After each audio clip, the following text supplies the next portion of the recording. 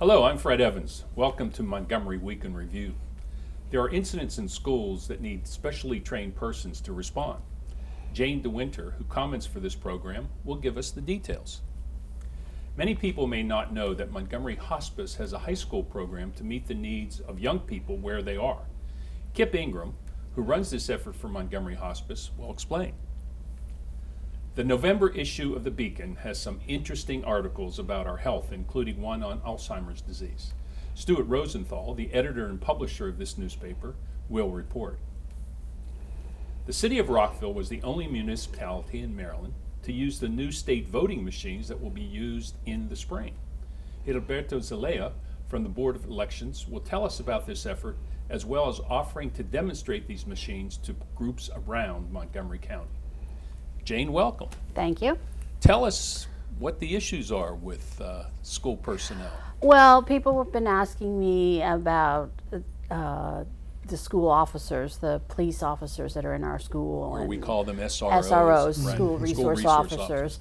And I think in the context of whether what happened elsewhere could happen in Montgomery County. And of course, my answer was I really didn't think so because of all the training that they get, and then right. Montgomery County is very big on training, and as well as delineating what circumstances officers are supposed to be intervening versus not. In a school. Right, at a school. And so that kind of led to the trainings that a lot of people at schools are receiving, and that people may not know that besides, say, the nurse, there are other school staff now that are trained in how to administer EpiPen injections, or trained to use the defibrillators that are right. now in the schools, as well as teachers, mostly teachers, but there's other school personnel who are trained to restrain students when that's appropriate. Can be very controversial. Right, that can be very controversial, and there's there's a lot of guidelines as to what can and can't be done, and of course, like anything, if you go by the guidelines, you're probably going to be good. It's situations that go outside of them that are. Now, what's this? Now, go oh ahead. yeah, so now with those, what do you call them? SROs. SROs. School resource officers. So the county is very diverse. So in that, like for example, in recruitment, do you also recruit individuals with bilingual skills in various languages? Well, they're police officers, so it's really people who are already officers in the police department, and so I actually don't know how they're selected, but they are assigned to schools, and part of their job is to develop a rapport with the students, because it's really felt that a big part of their role is to be somebody that the students can confide in, and so that sort of as a preventative rather than somebody who's just going to be coming in and being the enforcer. Exactly. Yeah. And also I will assume they go to different cultural sensitivity training. That's right. Because there's a huge difference depending on the culture of a particular student. Right. Especially the roles and when they're dating, and a lot of times, young ladies will date individuals who are not even in the high schools. They're much older, and they're on they're technically out of the school system. How do they work with that as well? Yeah. Well, those individuals aren't supposed to be in the school. Exactly. But, Yeah, exactly. but there are also, there are some very strict guidelines. School resource officers are really supposed to be there just on police issues, and that they're not supposed to be, in Montgomery County at least, they're not supposed to be involved in what you'd call, school, like, sort of like internal school discipline issues. Yeah, the day-to-day discipline thing. They really are there for, if it was something that the police would be acting on because it was criminal or something like that, that's what they're supposed to get involved in. I didn't mean to change the subject too much, but what about science teachers? We had the issue in Fairfax with the explosive science project. Yeah. Is there training for that kind of thing too? Yeah, there definitely is. And I think also, I actually didn't look into what would be the regulations, but I would think that I was surprised to read that those students were not wearing eyewear. Yeah. My own organization runs after school programs, and when we do chemistry, those kids have the goggles on all the time, even when they're doing very basic things. Now, I retired a few years ago, but even during that time, I know that there were regulations that the science teacher, that does not mean that everything's going to work perfectly, but there is specific training for specific groups, just like with physical education or anything like that. Well, and the other thing about that instance too is that they weren't doing it under a hood. Yeah. You know, That's right. science labs have the hoods where it's, you know, it's kind of like having a hood over your oven that it's gonna, or stove, it's gonna suck up all the gas and exhaust, and they weren't doing it under there either. So it seemed like there was sort of some things. A lot of violations. Yeah, not just violations, but violating common sense too. So. I will change the subject. What about police officers wearing body cameras in the schools? Right, now that's a new thing because people may have, I know that the interim superintendent sent a letter home to all parents October 27th, which was just last week, informing people that as of October 12th, there will be some of the school resource officers. Three of them, three different schools, because there is a county-wide pilot going on with police, certain police, not all of them, wearing body cameras, and so 3 of those police officers are school resource officers. And again, there's very strict guidelines as to where they're supposed to be. And they also are body cameras. They're not on all the time. They really are. There's something that the police officer is also supposed to be trained as to know when to turn it on, when to turn it off. So. It's going to be interesting. Yeah, it'll be interesting. Yeah. And how successful have been when they work with the students in terms of gang prevention or gang violence, or stopping recruitment of these individuals? Right. Well, I don't know. I we mean, have about 30 seconds. Particularly about gangs, but I know that there have been a number of instances where police have heard, people have confidentially come to police and said, I hear something is going to happen, and there have been a number of success stories with preventing incidents from occurring. And I think the police are a big part of kind of giving a connection to the school for some kids. Thank you very much. A lot more to be said on that topic, especially with some of the issues that are going around nationally, locally, and so on. Yeah. Kip, nice to have you. Thanks. Welcome. Good to be here. I am Kip Ingram. I'm Director of Bereavement Care with Montgomery Hospice. We're a nonprofit hospice here in Montgomery County. And as part of our community education and outreach, each semester we go into about a dozen high schools in Montgomery County. We go into the health classes and we talk to them about grief and loss. And we encounter a lot of responses, a lot of interesting responses, as you might imagine. These teens go through a number of things, and that more everyday kinds of things of losing a cell phone or losing trust with another student over some issue. Right. Some talk about losing their culture when they move here from another area of our country or from another country altogether. And of course, as you might imagine, there are a number of very significant losses that these teens will go through. Some will come up afterwards and say, my grandmother died 6 months ago, or there's an acknowledgement that there's been a tragedy in the high school, a tragic car wreck, or a student has completed suicide. And so we want to talk with them about what grief looks like. We want to acknowledge what's normal when you go through the grief journey, give them the space to be able to talk about those things together. Isn't that a key to be able to, is that a big key? I'm not trained in this, but to be able to actually talk about it. Yes, what we find is that there's such pressure along so many fronts for teens these days as they go through high school. And to be able to have some space and time to just acknowledge what they're going through, the difficult emotions and feelings that they're struggling with, and the relief it can feel like for someone to say, that's okay, that's normal, and have other of their peers acknowledge that as well. Right. So we also find in part of that presentation that it helps for them to be able to think about how to talk together, how to talk to one another. If there's been a suicide or a tragic loss in the high school, how do you talk to your classmates about that? When are good times to approach them, and what are the best ways to do those kinds of things? So we really want them to acknowledge the reality that grief is a human experience and none of us are exempt from it, and be able to think about that. Yeah. Now, do you work with the adults in the schools at all to be, giving them some training on, what would happen if a student, was experiencing this and confided in them, or like how should a teacher sort of manage a conversation after a tragedy? How should they bring it up or give their own space?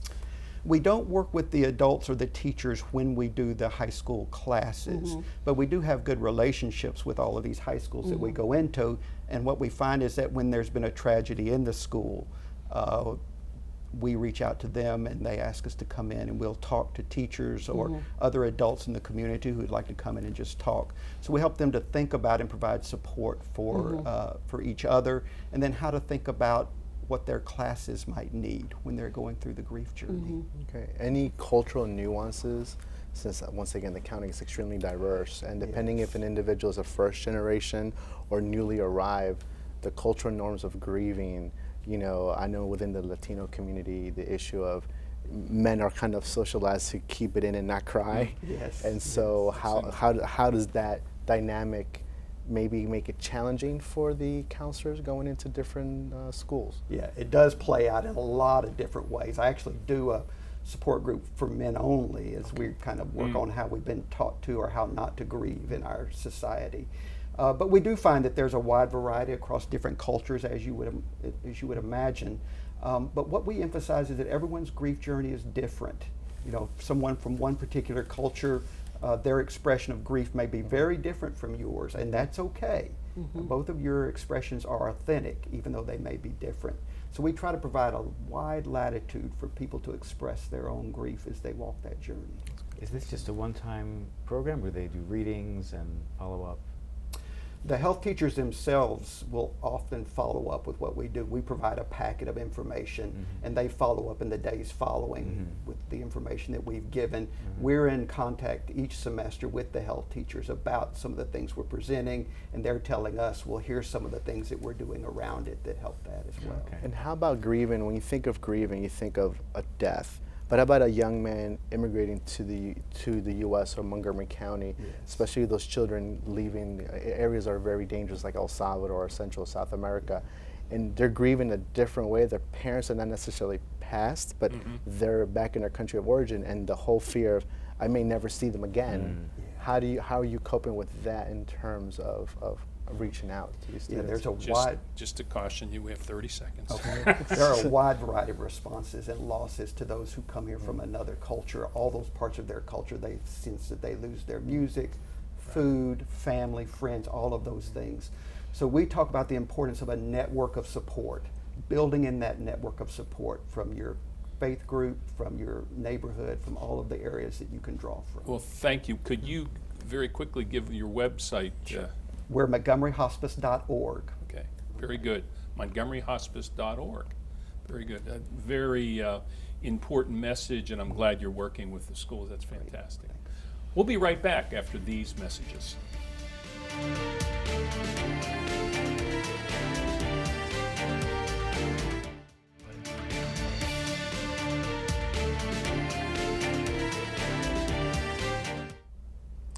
And we're back.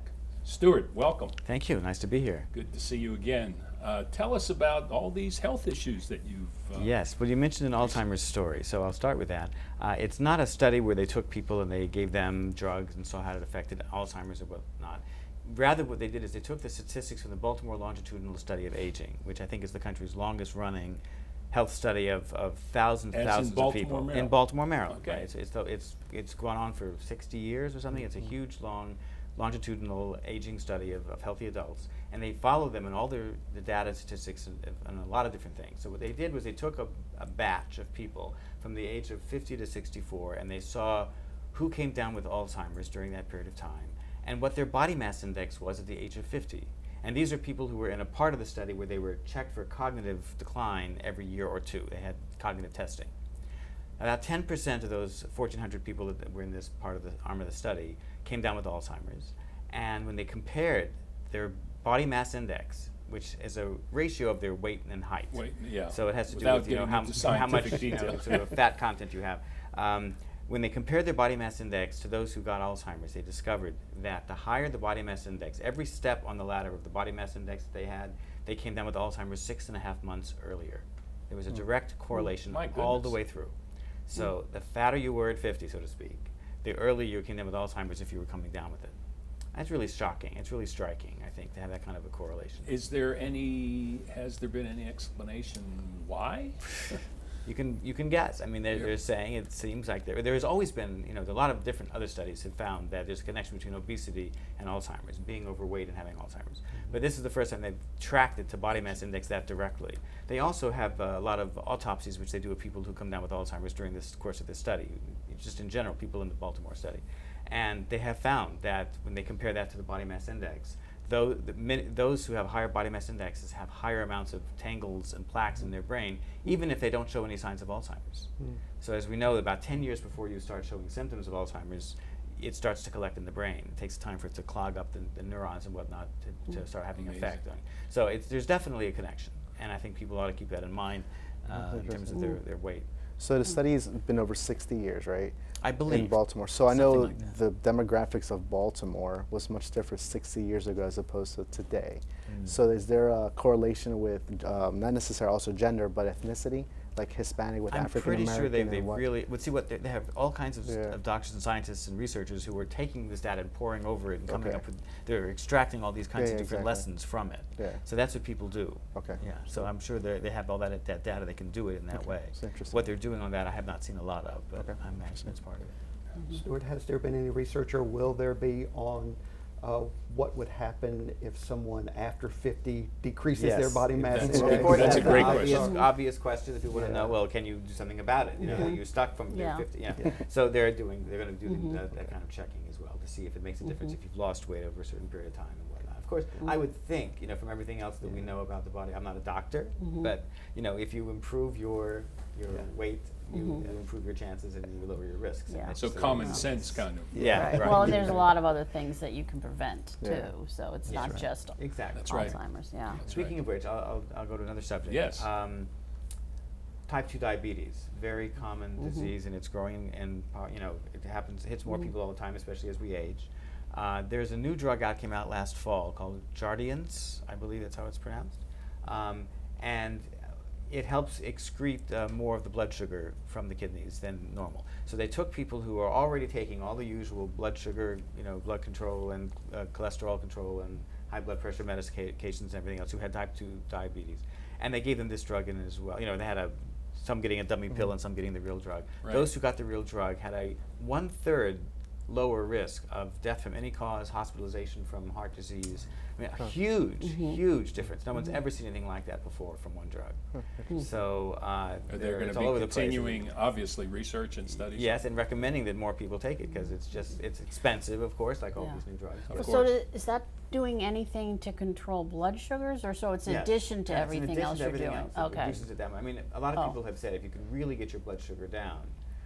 Who was the expert? This was one of these dietary guys who said, really get it down to like nothing, and you really don't have any problem with diabetes. So I forget what his name is now, but this is a Stuart. We have about 25 seconds. Okay, real quick. Another article on vitamin D and calcium. I'll point out that calcium and vitamin D together. Everybody says take them all the time. No impact on hip fractures. It has not shown to have any reduction in risk of hip fractures. On the other hand, it is important to have enough vitamin D because your body only produces so much, and when you use sunscreen and don't go outside, you don't get very much. Well, on that note, thank you very much. Read more about it. And since I got a new hip recently, it doesn't matter. So. Good for you. Gilberto, welcome. Pleasure. Thank you so much for having me. Tell us about the results of using this new voting technology. Yes, well, Maryland, for the 2016 presidential elections, we'll get a new voting system. It's a paper verifiable system. In Rockville, they just had the municipal election, and they were Rockville City of Rockville, and they were the only municipality in the state of Maryland leveraging said equipment. And so what was great is we had local officials from different counties, from Washington County, St. Mary's County, and also the State Board of Elections. They came in, we observed the election on this past Tuesday. So far, positive feedback. A lot of voters were like, oh, paper. And one of the questions was, is this a receipt? And no, it's not. You have to scan that ballot because you would have checked in, but if you take that ballot home, you technically did not vote. So you fill it out by pen or something? No, there's a ballot marking device, and it's a touchscreen / printer. It has a printer adapted to the equipment itself. And the ballot marking device will actually print your ballot once you've made all your selections and you reviewed the screen. And then you would take that printed ballot to a scanner. It's an optical scanner, which will be within each polling place. And so right now what Montgomery County Board of Elections is doing is welcoming and calling homeowners associations, PTAs. If there's a group of 5 individuals, a book club, we're going to do some book club visits at the public libraries. Really? We will take the equipment and we will demo the equipment, the whole process from the beginning to the end, because we want to make sure that voters understand that they're going to vote on the new voting system. There's a lot of little nuances, and so we have about 6 months before the primary election, which is April 26th of next year. Of 2016, obviously, 2016, yes. yeah. Yes, so we really want to take and circulate the equipment. Obviously, we have one in our lobby at our offices, Yeah. but anywhere in Montgomery County, the corner of Tacoma Park to the corner of Poolsville, we will take the equipment. Just give us 2 weeks' notice. So what occurs to me is, okay, 2016, clearly there'll be a lot of interest because Yes. it's the presidential primary election too. It's the Yes. presidential year. And we have some hot races in the Yes. state also. So from the Board of Elections perspective, do you like introducing something when there's like going to be already Yeah. going to be a lot of people, or is it easier if it was Well, it's a great sort question. of an off year? Yeah, well, keep in mind the equipment is the State Board of Elections. Yeah. So we take directions a lot from the State Board of Elections. So they chose to implement the system in 2016. So having said that, we got the equipment. It belongs to all of us, and we really need to start circulating. So small group, large group, and even if you want us to come over several days, we're there to serve. In line with that, not to interrupt your current thought, how does one get in touch with you? Yes. So you could call me at the office. There's going to be a number that appears. It's the 240-777-8532. You can also go on our website, which is 777vote.org. And on there, 777vote.org. vote.org. And there's you'll see right smack in the middle of the screen, there's a tab that says Outreach. You click Outreach and there's a request form. Just fill it out. We need date, time, location, address, contact person, and you literally could email it from the screen, and I will get that request, and I will fit into our calendar, and I'll send a team out to your organization.